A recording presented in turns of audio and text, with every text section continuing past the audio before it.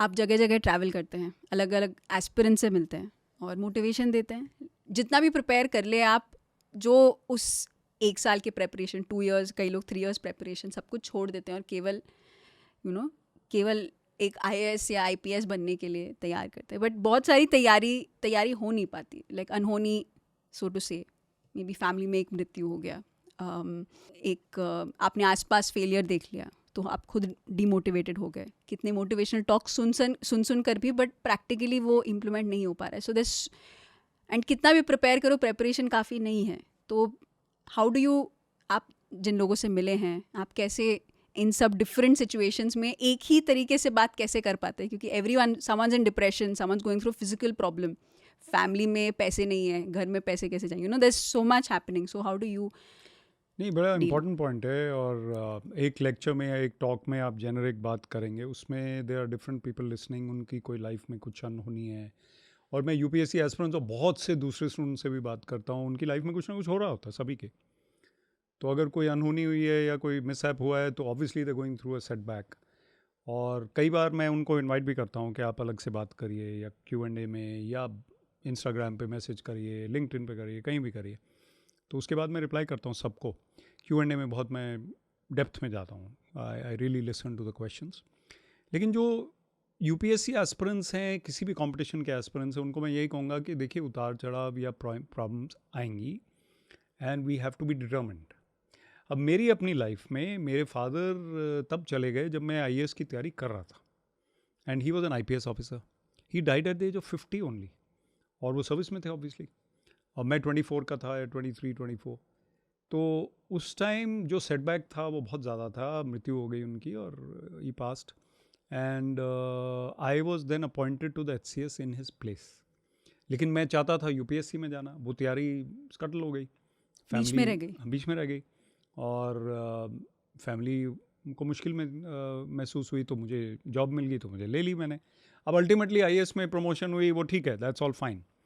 लेकिन उस टाइम तो बहुत मुश्किल हुई ना, और इससे ज़्यादा मुश्किल कोई हो भी नहीं सकती जितनी ये थी।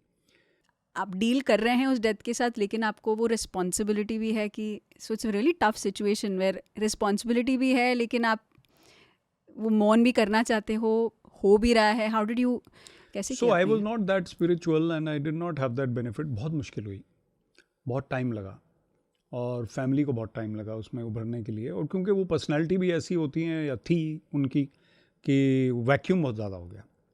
तो हमें सडनली कोई चला जाए तो ऑब्वियसली लगेगा ही, और टाइम लगा बहुत उभरने में। लेकिन क्योंकि बाद में मैंने जाना कि जो लाइफ है उसको सेलिब्रेट करना चाहिए। आपने भी कहा, लाइफ को सेलिब्रेट करने का ये है कि जब कोई अनटाइमली चला जाता है तो मुश्किल हो जाता है वो। जब कोई पूरी लाइफ करके, जिसको कहते हैं, वो जाते हैं तो थोड़ा आसान हो जाता है। लेकिन एक स्पिरिचुअल एस्पेक्ट ये है कि जो लव्ड वंस हैं, जो चले गए हैं, उनको हम पॉजिटिव एनर्जी भेजें, वो बेटर उनके सोल को, रादर देन हम दुखी दुखी दुखी वाली वाइब्स भेजें। जितना हम दुखी रहेंगे, उन जो कहते हैं कि उनके सोल्स भी दुखी रहेंगे।